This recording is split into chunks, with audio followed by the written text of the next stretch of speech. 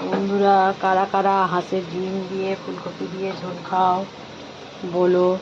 আমি হাঁসের ডিম ফুলকপি আলু দিয়ে ঝোল করছি। মশলা কষানো হয়ে গেছে, প্রায় তেল পটল করেছি।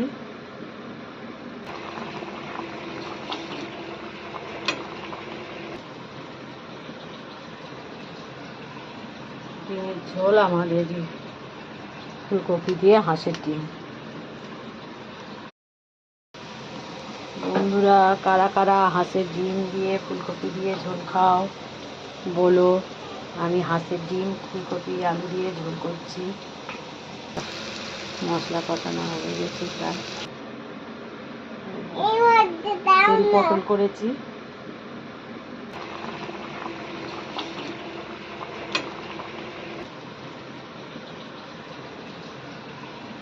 ডিমের ঝোল আমাদের ফুলকপি দিয়ে হাঁসের ডিম।